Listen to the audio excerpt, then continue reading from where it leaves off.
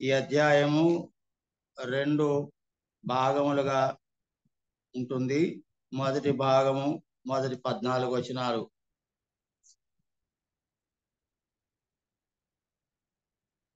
అందరం కలిసి చదువుకుందాం.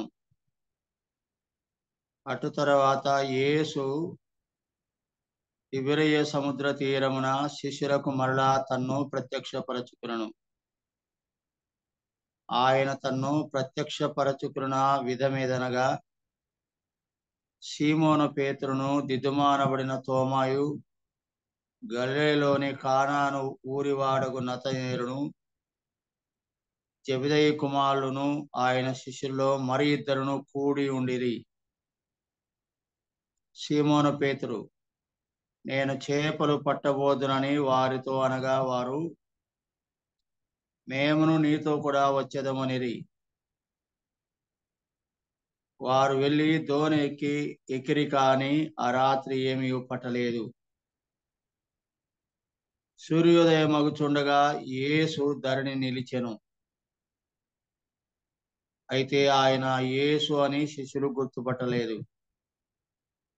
యేసు, పిల్లలారా, భోజనమునకు మీ యొద్ద ఏమైనా ఉన్నదా అని వారిని అడుగగా, లేదని వారు ఆయనతో చెప్పిరి. అప్పుడు ఆయన, దోణి కుడి ప్రక్కను వలవేయుడి, మీకు దొరుకునని చెప్పాను. గనుక వారు అలాగు చేయగా చేపలు విస్తారముగా పడినందున వల లాగలేకపోయిరి. కాబట్టి యేసు ప్రేమించిన శిష్యుడు, ఆయన ప్రభు సుమి అని పేతురుతో చెప్పెను. ఆయన ప్రభు అని సీమోను పేతురు విని వస్త్రహీనుడై ఉన్నందున పైబట్ట వేసి సముద్రములో దుమికెను. దరి ఇంచుమించు 200 మూరల దూరం ఉన్నందున తక్కిన శిష్యులు చేపలు గల వల లాగుచు ఆ చిన్న దోణిలో వచ్చిరి. వారు దిగి దరికి రాగానే అక్కడ నిప్పులను, వాటి మీద ఉంచబడిన చేపలను, రొట్టెయు కనబడెను.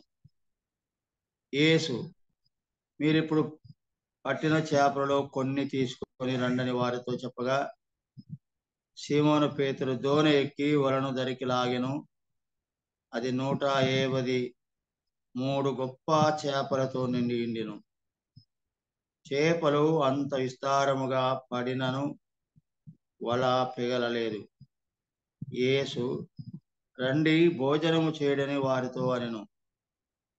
ఆయన ప్రభు అని వారికి తెలిసినందున, నీవెవడవని శిష్యులలో ఎవడను ఆయనను అడగా తెగింపలేదు. యేసు వచ్చి ఆ రొట్టెను తీసుకొని వారికి పంచిపెట్టెను. అలాగే చేపలను కూడా పంచిపెట్టెను. యేసు మృతుల నుండి లేచిన తర్వాత శిష్యులకు ప్రత్యక్షమైనది ఇది 3వసారి. ప్రియమైన సోదర సోదరులారా, కాలం మనము ఈ వాక్య భాగాన్ని చదువుకుంటున్నాము. యేసు ప్రభు చనిపోయి తిరగా లేచి ఉన్న విషయం, లేచిన తర్వాత శిష్యులకు ప్రత్యక్షపరచుకున్న విషయం. మొదటి వచనములో మనం చూస్తే, అటు తర్వాత యేసు తిబెరియ సముద్ర తీరమున, తిబెరియ అంటే గలిలయ సముద్రం అని, గలిలయ సముద్రమునకు మరొక పేరు తిబెరియ సముద్రం. ఆ సముద్ర తీరమున శిష్యులకు మరలా తన్ను ప్రత్యక్షపరచుకొనెను అని మనం చూస్తున్నాం. యేసు ప్రభు తన శిష్యులకు ఆయన సమాధి నుండి లేచిన తర్వాత ప్రత్యక్షపరచుకున్న విషయము ఇక్కడ మనం గమనిస్తున్నాం. 3వసారి ఆయన ప్రత్యక్షపరచుకున్నాడు. చూడండి, 4వ వచనం తర్వాత చివరి వచనం కూడా మనం గమనిస్తే 14వ వచనం, యేసు మృతులలో నుండి లేచిన తర్వాత శిష్యులకు ప్రత్యక్షమైనది. ఇది మూడవసారి. యేసు మృతుల నుండి లేచిన తర్వాత శిష్యులకు ప్రత్యక్షమైనది. ఇది మూడవసారి అని చూస్తాం. 4వ వచనం కూడా మనం చూస్తే, సూర్యోదయమగుచుండగా యేసు ధరణి నిలిచెను. యేసు ప్రభువు లేచిన తర్వాత శిష్యులకు తన్ను తాను ప్రత్యక్షపరచుకున్నాడు. ఇది మూడవసారి అని మనం చదువుతున్నాం.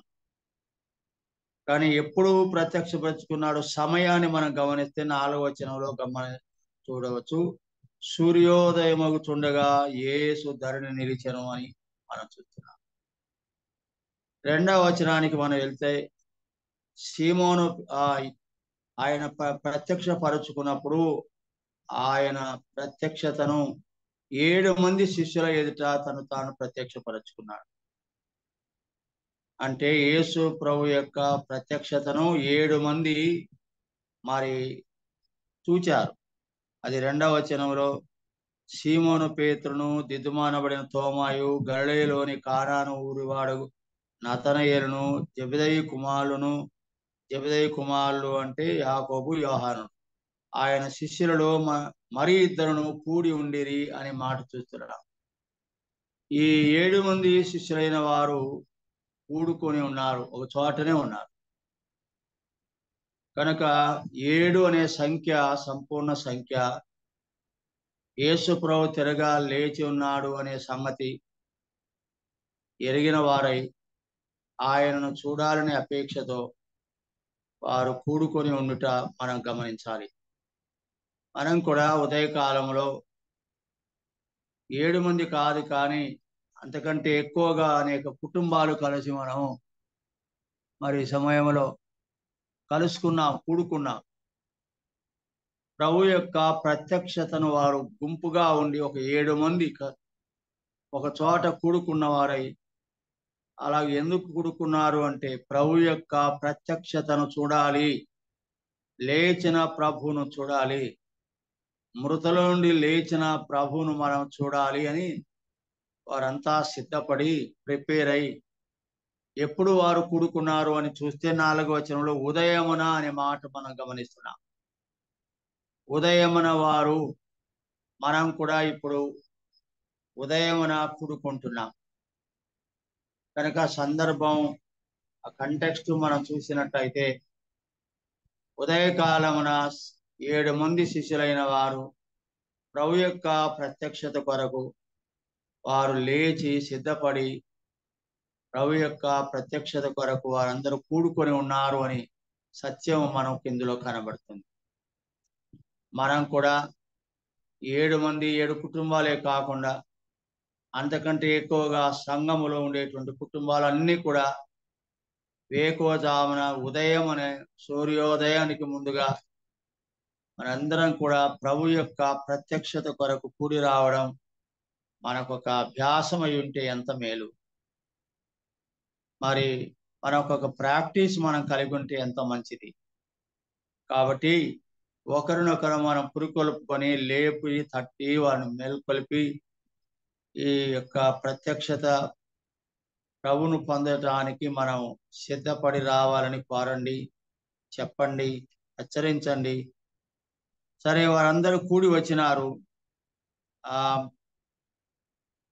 ఉదయకాలముననే వారు కూడి వచ్చారు. సూర్యోదయం చుండగా అని మనం చదువుతున్నాం. కనుక టైం మనకు తెలిసిపోయింది. ఉదయకాలం వారందరూ మేల్కొని ఉన్నారు, కలిసి వచ్చారు, కూడి వచ్చారు. ఎందుకంటే లేచిన ప్రభువును చూడాలి అనేటువంటిది, మృతుల నుండి లేచిన ప్రభువును చూడాలి అని వారందరూ లేచి సిద్ధపడి మరి కాచుకొని ఉన్నారు అని కూడా మనం గమనించుకోవచ్చు. ప్రభు యొక్క ప్రత్యక్షత కొరకు మనం కూడా కాచుకొని ఉండవలసిన వారికి ఉన్నాం. ఇన్ టైంలో మనం చేరి వచ్చి టైం అవుతుంది అని వచ్చి టయానికి ముందుగానే మనం సిద్ధపడి కాచుకొని వెయిటింగ్. ఆయన ప్రత్యక్షం అవుతాడు, ఆయన చూస్తాము. మృతుల నుండి లేచిన ప్రభువును చూడాలి, నేను మహిమపరచబడిన మహిమపరచబడబోతున్న ప్రభువును నేను చూడాలి అనే అపేక్షతో వారు కూడి వచ్చినట్టు మనం చూస్తున్నాం. సరే, అందరూ కూడి వచ్చినారు. 3వ వచనం మనం గమనిస్తే పేతురు, ఇందులో కొన్ని విషయాలు మనం గమనించుకోవలసి ఉంటుంది. 3వ వచనం చదువుకుందాం. సీమోను పేతురు అంటే ఒక టీము లీడర్ గా కనబడతాడు. పేతురు శిష్యులకు ఒక నాయకుడు అనేవాడు కనబడతాడు. అక్కడ ఒక అసైన్మెంట్, ఒక వర్క్ వారు సిద్ధపడుతున్నారు. ఒక పని కొరకు వారందరూ కూడా పూనుకుంటున్నారు. ఆ పని పూనుకోవడం అంటే ఒకరు ఇన్స్పిరేషన్ గా ఉండాలి, ఒకరు ప్రోత్సాహకరంగా ఉండాలి, ఇతరులను కూడా ఇన్స్పైర్ చేసేవారుగా ఉండాలి, ప్రోత్సహించేవారుగా, పురికొల్పేవారుగా, మరి మిగతా వారిని కూడా మరి పనికి ఉపక్రమించేటట్టుగా ప్రోత్సహించేవారుగా ఉండాలి. పేతురు ఇందులో లీడింగ్ తీసుకుంటున్నాడు, నాయకత్వం తీసుకుంటున్నాడు. ఏమంటాడు చూడండి. సీమోను పేతురు, నేను చేపలు పట్టబోదునని వారితో అనగా వారు, మేమును నీతో కూడా వచ్చేదమనిరి.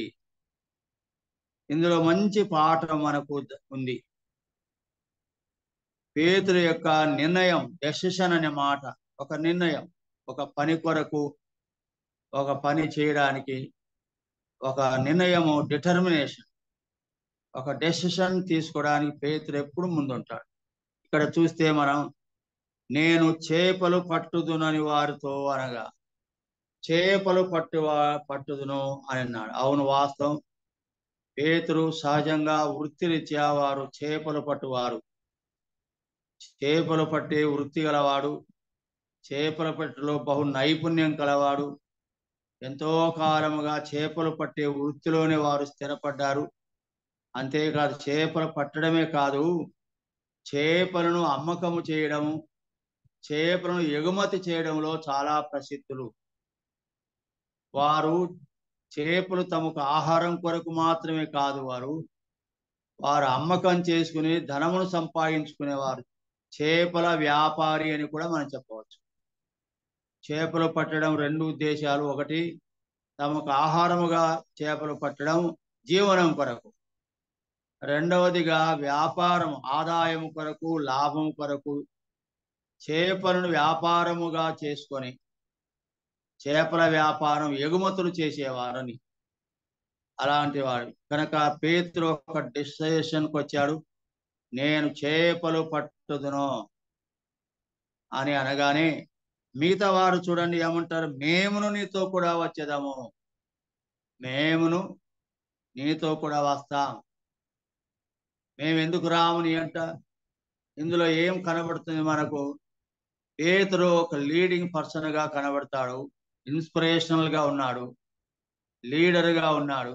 మిగతా వారందరూ కూడా పేతురు మాట తృణీకరించకుండా వాళ్ళు కూడా ఇన్స్పైర్ అయ్యి పేతురు యొక్క ప్రోత్సాహము, పేతురు యొక్క ఉత్సాహము, పేతురు యొక్క నిర్ణయము, పేతురు యొక్క లక్ష్యము చూచినప్పుడు మిగతా వారు కూడా మరి పేతురుతో కూడా చేపలు పట్టడానికి వాళ్ళందరూ కూడా సిద్ధపడినారు, వారు కూడా ఇన్స్పైర్ అయినారు అని మనం గమనించుకోవాలి.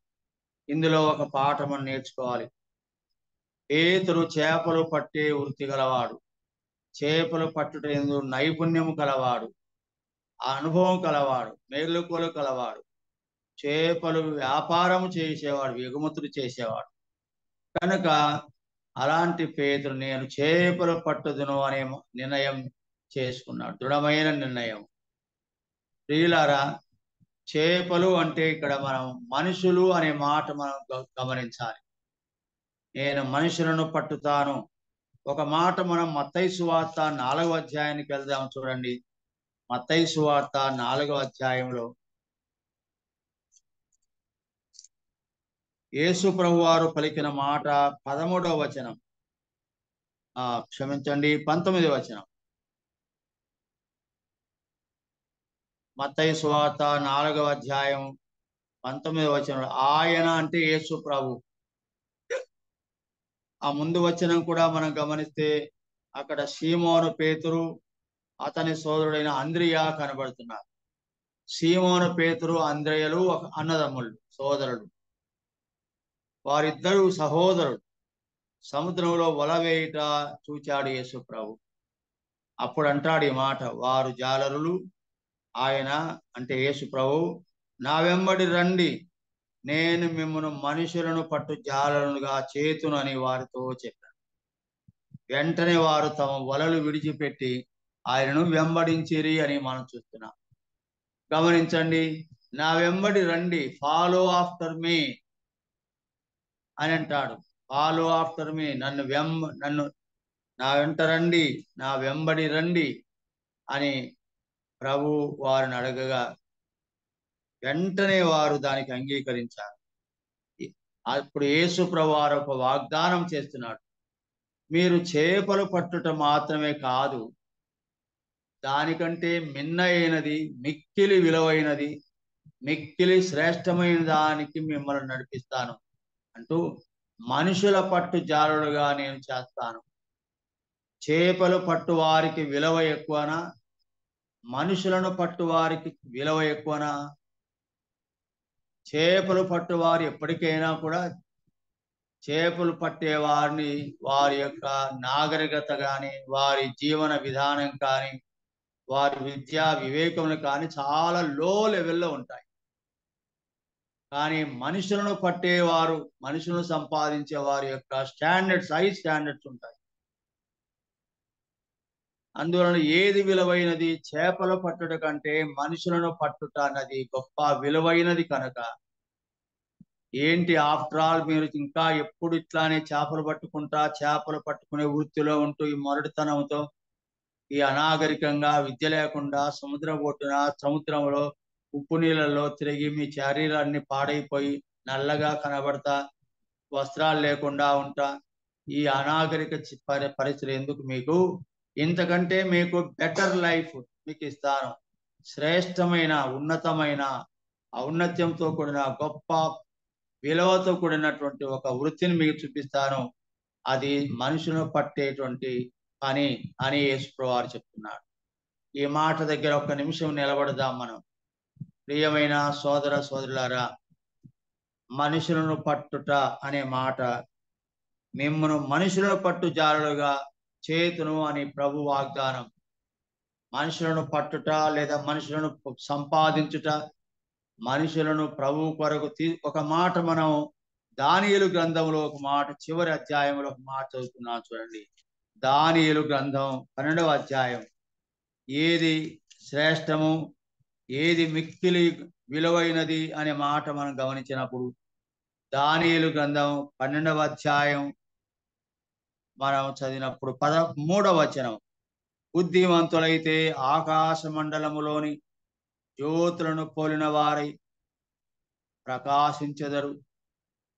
బుద్ధిమంతులైతే, జ్ఞానవంతులైతే ఆకాశ మండలంలోని జ్యోతులను పోలిన వారై ప్రకాశిస్తారు. నీతి మార్గమును అనుసరించి నడుచుకున్నట్లు ఎవరు అనేకులను త్రిప్పుదురో వారు నక్షత్రము వలె నిరంతరము ప్రకాశించెదరు. గమనించారా? ఎవరైతే ఎక్కువ మందిని దేవుని తట్టు మళ్ళిస్తారో మనుషులను, వారి యొక్క మరి ఔన్నత్యం ఎలా ఉంటుందో మనం చూస్తున్నాం. జ్యోతులను పోలిన వారిగా ఉంటారు. ఆకాశ మండలంలోని జ్యోతులు అంటే నక్షత్రాల వలె వారు వెలుగొందుతారు. అందరి దృష్టిలో వారు నక్షత్రంలాగా ప్రకాశిస్తారు అన్నారు. అయితే దేవుని సేవ చేసి, ప్రభు సేవ చేసి మనుషులను ప్రభు తట్టు త్రిప్పగే వారి యొక్క విలువ గొప్పదిగా, ఘనముగా, భయంకరంగా ఉంటుంది. చేపలు పట్టుకునేటువంటి వృత్తిలోనే ఉండిపోతే వారి విలువ తక్కువ. మనుషులను సంపాదించి మనుషులను ప్రభు దగ్గర నడిపించే వారి యొక్క ఘనత అధికముగా ఉంటుంది. వారు నక్షత్రములను పోలిన వారుగా ఉంటారు. అంతేకాదు, వారు మరి ఏమన్నాడు? నీతి మార్గమును అనుసరించి నడుచుకున్నట్లు ఎవరు అనేకులను త్రిప్పుదురో వారు నక్షత్రముల వలె నిరంతరము ప్రకాశం. జ్యోతుల వలె అని ముందు వచనంలో ముందు భాగంలో అంటాడు. అంటే సూర్యునిలాగా, చంద్రునిలాగా ప్రకాశిస్తారు. ఆ తర్వాత నక్షత్రం లాగా ఉంటారు. ఆకాశ మండలంలో వారు ఎప్పుడు కూడా హైయెస్ట్ పొజిషన్ లో ఉంటారని దాని అర్థం. మనుషుల పట్టు జారులు అంటే ఆత్మను సంపాదించేవారు అని అర్థం. దేవుని కొరకు మనుషులను తీసుకుని వచ్చేవారు అని అర్థం. ఒకసారి పరీక్షించుకుందాం. నీ వలన నా వలన, నీవు గాని నేను గాని మరెవరమైనా సరే, మనం సువార్త చేయడానికి చేరి వస్తున్న మనలో ఒక్కొక్కరం కూడా సువార్త పట్ల భారం ఉండే ప్రతి ఒక్కరం కూడా ఈ మాట గమని, నా వలన ఎంతమంది ప్రభు సన్నిధికి వచ్చారు, నేను ఎంతమందిని ప్రభు దగ్గరికి నడిపించాను, నా వలన సంఘంలో ఎవరెవరు చేరినారు. ఒకసారి బ్యాక్ వెళ్ళి ఆలోచించండి. ఒక మనిషిని సంపాదించేవా నీ ప్రభు కొరకు? ఇద్దరిని సంపాదించావా? ముగ్గురిని సంపాదించావా? నలుగురిని సంపాదించావా? లేదు, ఏమి సంపాదించలేదా?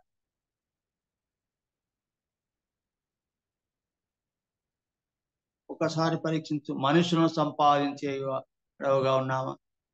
ఇప్పుడు రండి, అదే సువార్త చెప్పేవారు, సువార్త చెప్పి అనేకులను ప్రభు దగ్గర నడిపించేవారు, వారి యొక్క ఔన్నత్యం, వారి స్థానం ఎంత గొప్పదో మీకా గ్రంథంలో ఒక మాట చదువుకుందాం. చూడండి, మీకా గ్రంథం, మీకా గ్రంథం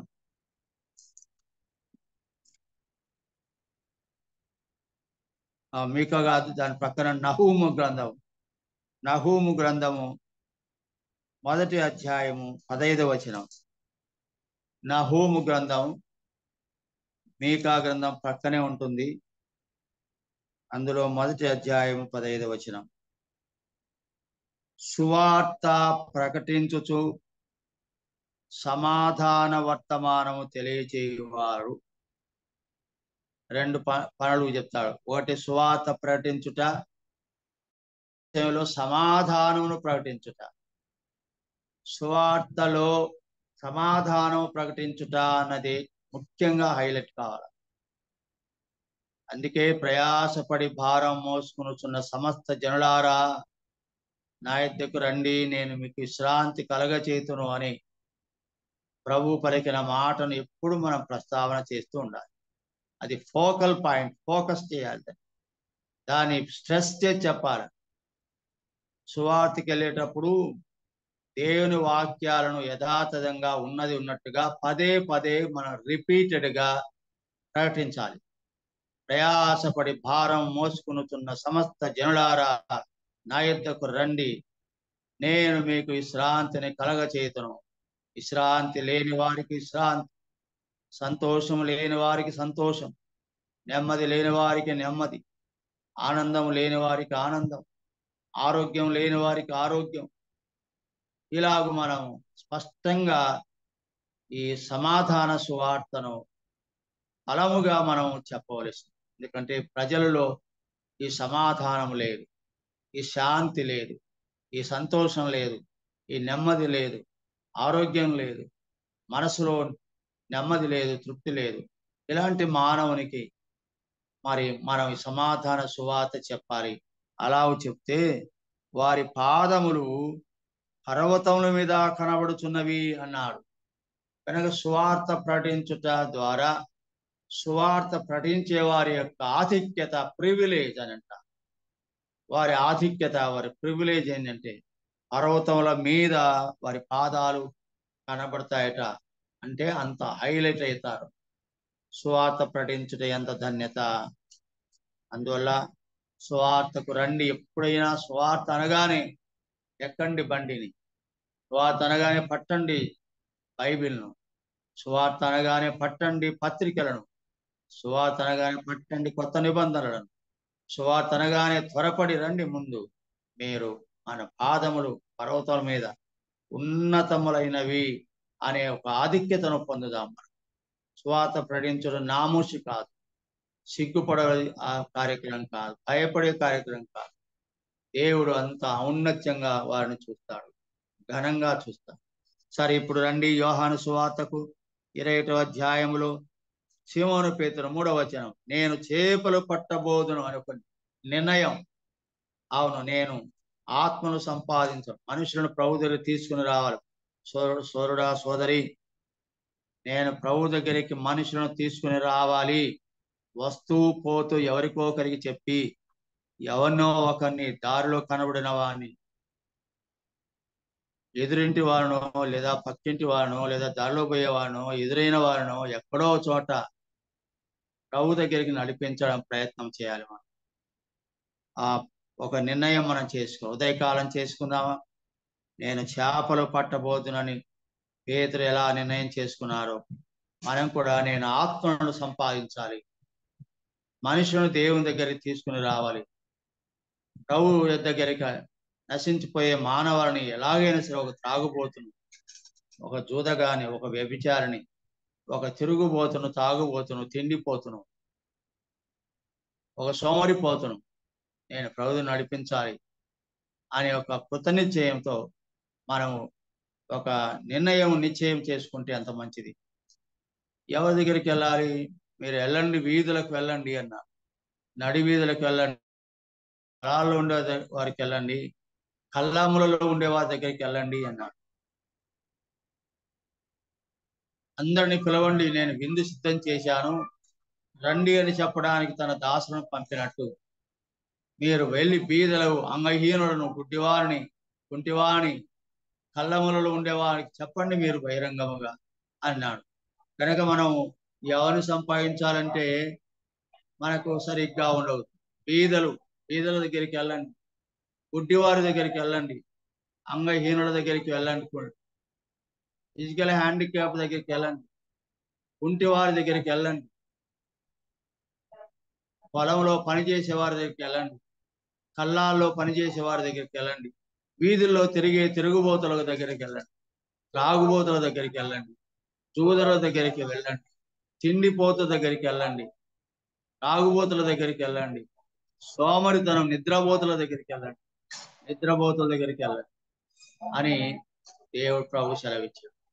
అందువల్ల మనుషులను సంపాదించి ఒక నిర్ణయం చేసుకున్నాం, నా వలన కనీసం సంవత్సరానికి ఒకరినైనా నేను ప్రభు దగ్గరికి నడిపించాలి అని ఒక నిర్ణయం చేసుకున్నాడు. ఆ మాట మీరే చదువుకోండి. 3వ వచనం, పేతురు పలికినట్టుగా నేను చేపలు పట్టబోదును అని ఒక నిర్ణయము చేసుకున్నాను. మనం కూడా అలా చేసుకున్నాం. రేపు 23వ తేదీ నుండి మీటింగ్ జరుగుతున్నాయి. నేను ఎవనో కొంతమందిని, ఒకరినో, ఇద్దరినో, ముగ్గురునో, నలుగురినో, అట్లీస్ట్ ఒక్కరినైనా నేను ప్రభు దగ్గర తీసుకుని వస్తాను అనే నిర్ణయం ఈ రోజే చేసుకుందాం. ఒక డెసిషన్ తీసుకుందాం. నేను ఇలాగూ చెప్పాలనుకుంటున్నాను. దేవుని సేవలో, పరిచయలో దేవుడు ఎవరిని వాడుకుంటా అంటే, ఎవరినైతే వ్యక్తిగతంగా కొంతమందినైనా ప్రభు దగ్గరికి చేరుస్తారో, మనం కూడా సంఘంలో రాబోయే కాలంలో సంఘంలో ఎవరు నాయకులు, పెద్దలు, సంఘ పెద్దలు ఎవరు కాగలరు? సంఘంలో ఎవరు పెద్దలు కాగలరు? ఎవరైతే ఎక్కువ మందిని ప్రభువుని నడిపిస్తారో వాళ్ళే పెద్దలు అవుతారు. మేము కూడా సంఘ పెద్దలంగా ఎల్లకాలం పెద్దలుగా ఉండకూడదు. తర్వాత తరం వారు బాధ్యతలు వహించి సంఘాన్ని పోషించగలిగేవారు, సంఘాన్ని వాక్యం చేత నడిపించగలిగేవారు, సువార్తను ప్రకటించగలవారు, కొంతమందినైనా మనుషులను తీసుకుని వచ్చి సమకూర్చగలవారు, సంఘాన్ని కట్టేవారు సంఘానికి అవసరం కనుక అలాంటి వారు సంఘంలో లేపబడాలి. ఒక 10 మందిని ప్రభు దగ్గరికి తీసుకుని కనీసం మినిమం మనం కట్ ఆఫ్ పాయింట్ అని పెట్టుకుంటే కనీసం ఒక 10 మందిని కొత్త వారిని ప్రభు దగ్గర తీసుకుని వస్తే మీరు సువార్తల యోగ్యులని అర్థం. ఆత్మను సంపాదించగలిగి సంఘాన్ని స్ట్రెంథెన్ చేయగలిగితే మీరు రేపు సంఘ పెద్దలుగా, నాయకులుగా, సేవకులుగా దేవుని కొరకు బలమైన సాధనాలుగా ఉండగలరు. అలాంటి వారి కొరకు ఎదురు చూస్తున్నాం. ఎవరు తమంతట తామే చూడండి, పేతురుని ఎవరు ప్రోత్సహించలేదు. ఇక్కడ పేతురుని ఎవరు పేతురుకు పని అప్పగించలేదు, బాధ్యత అప్పగించలేదు. అయితే తనంతట తాను ఓన్గా డెసిషన్ తీసుకున్నాడు.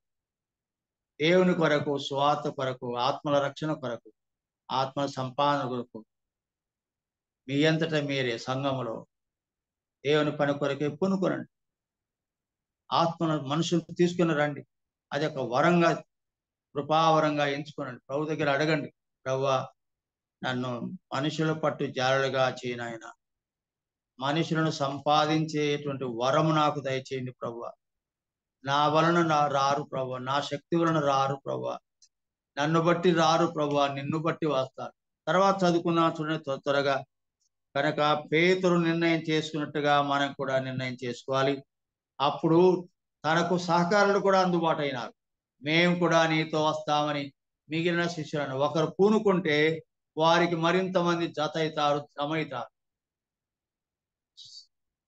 కనుక యవన సోదరులు ప్రభు యొక్క పని కొరకై పూనుకొనండి. మీరే ఒకరికొకరు ఇన్స్పైర్ చేసుకోండి, మీరే ఒకరికొకరు ప్రోత్సహించుకోండి, ఒకరికొకరు సహకరించుకోండి. ఇంకో మాట ఇక్కడ మనం తీసుకోవాలి. Team work.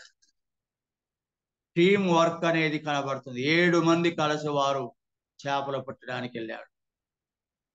ఒక వ్యక్తి ద్వారా మిగతా 6 మంది ఇన్స్పైర్ అయినారు. 7 మంది కలిసి సంపూర్ణ సంఖ్య 7 మంది కలిసి ఒక టీమ్గా తయారైనారు.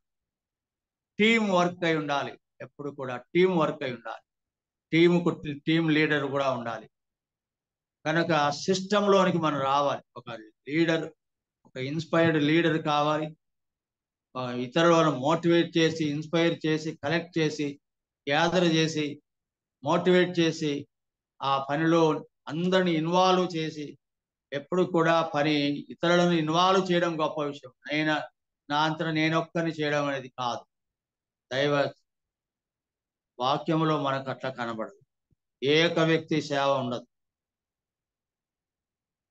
టీమ్ వర్క్, కలెక్టివ్ వర్క్, కలిసి పని చేయడం, ఒక టీమ్గా తయారై ఏకీభవించి అందరూ కలిసి ఉమ్మడి బలం తెచ్చుకొని మరి పరభువన వెళ్ళాలి. ప్రియమైన సోదరులారా, యవనస్తులారా, ఇన్స్పైర్ కండి, టీమ్గా ఏర్పడండి. టీమ్ వర్క్ కలిసి ఆ టీమ్ స్పిరిట్ కావాలి.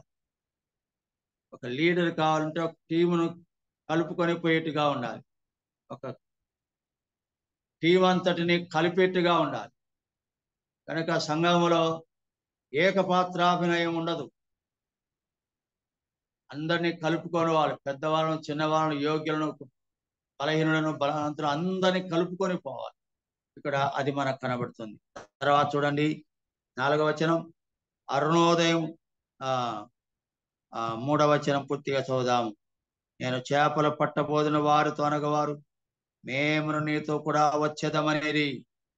వారు వెళ్ళి దోణి ఎక్కిరి గాని రాత్రి ఏమీ పట్టలేదు. మరొక విషయం గమనించాలి మనం. వారు వెళ్ళారు కానీ ఆ రాత్రి ఏం పట్టలేకపోయినారు. ఎందుకు పట్టలేకపోయినారు? పేతురు ఆ ఫీల్డ్లో, ఆ ప్రొఫెషన్లో, చేపలు పట్టే వృత్తిలో ఎంతో నిష్ణాతుడు. వాళ్ళ వృత్తి ధర్మం అది. వాళ్ళకి అదే వృత్తి, అంత ప్రాక్టీస్ ఉంది, అనుభవం ఉంది.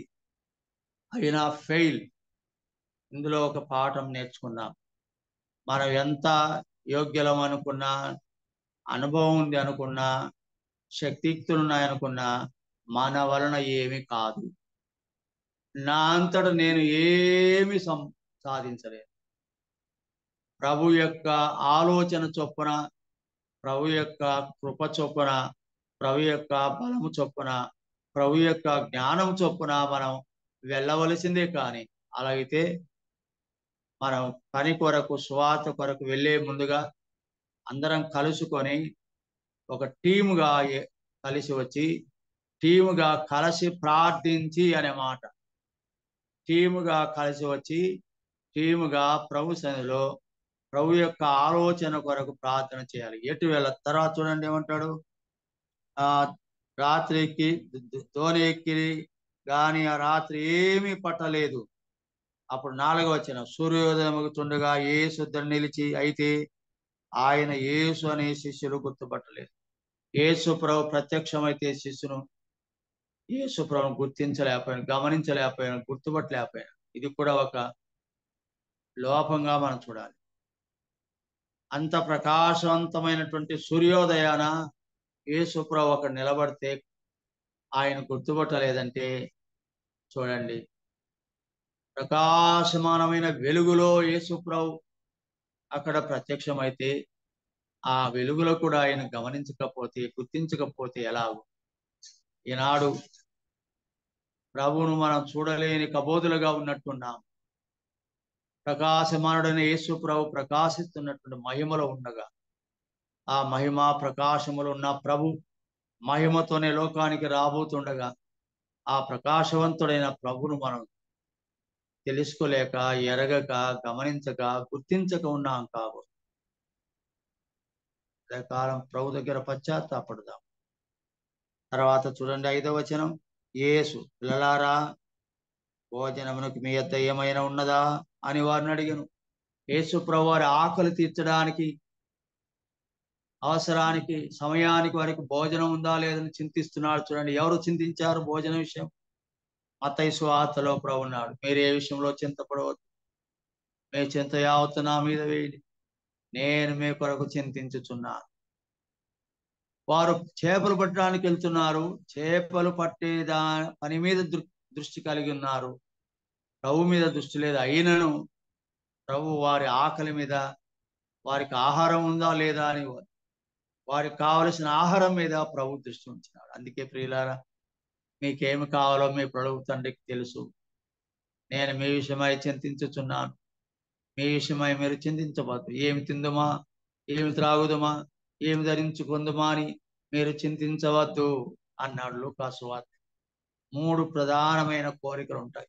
ఏమి తినాలా, ఏం త్రాగాల, ఏం ధరించాలా, ఎలా బ్రతకాలి అనే చింతలో మానవుడు ఉంటాడు.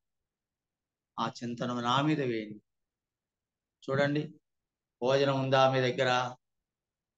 భోజనం మీద దృష్టి వారికి లేదు, కానీ భోజనం మీద ప్రభువుకు దృష్టి ఉంది. వాళ్ళకు ఆకలి అవుతుందేమో, చేపలు పట్టడానికి వెళ్తున్నారు, వాళ్ళకి ఆహారం ఉందా లేదా అని ప్రభువే అడుగుతున్నాడు. అంటే మన అవసరాల కొరకు ప్రభు చింతిస్తున్నాడనే కదా. చింతపడవద్దు. మన అవసరాలు ఏంటో దేవునికి తెలుసు. ఆయన మన కొరకై చింతించేవాడిగా ఉన్నాడు. తర్వాత చూడండి 6వ వచనం, ఆ లేదని వారు ఆయనతో చెప్పేది. అప్పుడు ఆయన, చూడండి, లేదు అయ్యా, లేదు, ఆహారం లేదు, మా దగ్గర లేదు, 7 మంది ఉన్నాం, ఎవరి దగ్గర ఆహారం లేదని అన్నారు. ఆహారం లేకుండానే వారు చేపలు పడ్డారు. ఆహారం సిద్ధపరచుకొని చేపలు పడ్డానికి వెళ్ళారా? లేదు. ఉన్న పాటను అందరూ కలిసి మేము వెళ్తున్నాము అన్నారు. వాళ్ళ దగ్గర ఆహారం కూడా లేదు. ప్రభు అడిగినాడు, లేదు అని అన్నాడు. వెంటనే యేసు ప్రభు అన్నాడు, చూడండి 6వ వచనం, దోణి కుడి ప్రక్కన వల వేయండి, మీకు దొరుకును అన్నాడు. అంతకుముందు దొరుకును అని చెప్పాను కనుక వారు అలాగూ చేయగా చేపలు విస్తారముగా పడినందున వల లాగలేకపోయి అని మనం గమనిస్తున్నాం. అక్కడ ఇంకొక మాట కూడా మనం చూడగలం. చూడండి 3వ వచనంలో, వారందరూ కలిసి ఒక టీముగా చేపలు పట్టడానికి వెళ్తున్నారు. రాత్రి ఏమీ పట్టలేదు. ఎందుకు ఎందుకు ఫెయిల్ అయినా? దేవుని ఆలోచన అడగక ఫెయిల్ అయిన. ఏ వైపు వల వేయాలో ఎరగక వారు ఫెయిల్ అయినారు. మనం కూడా సువార్తకి వెళ్తున్నాం, కానీ సొంత ఆలోచనలతో, సొంత నిర్ణయాలతో ఏదో అట ఆడిపోతాం, ఈడిపోతాం, ఇట్టొచ్చాం, అట్టొచ్చాం, ఆ వీధి పోయినా ఇలా ఇదే తప్ప దేవుని ఆలోచనను అడిగి, దేవుని ఆలోచన చొప్పున, దేవుని చిత్తము చొప్పున, సరైన దిశలో, సరైన మార్గంలో, సరైన ఆత్మ నడిపింపుతో మనం వెళ్ళే అనుభవానికి రావాలి. ఎటు పడితే అటు వెళ్ళకూడదు. దేవుని చిత్తాన్ని అడిగి వెళ్ళాలి. ఆ రాత్రి వారు ఏమీ పట్టలేదు, ఏమీ పట్టలేదు. Utter failure. అందుకే లూకా సువార్తలు కూడా చదువుతాం, రాత్రంతా ప్రయాసపడితే కానీ మాకేమీ దొరకదు. కాబట్టి ప్రియులారా, ఈ విషయాలు మనం ధ్యానం చేస్తున్నప్పుడు ఆత్మను సంపాదించే వ్యక్తులుగా మనం ఉండాలి. మనుషుల పట్టు జారులుగా ఉండాలి.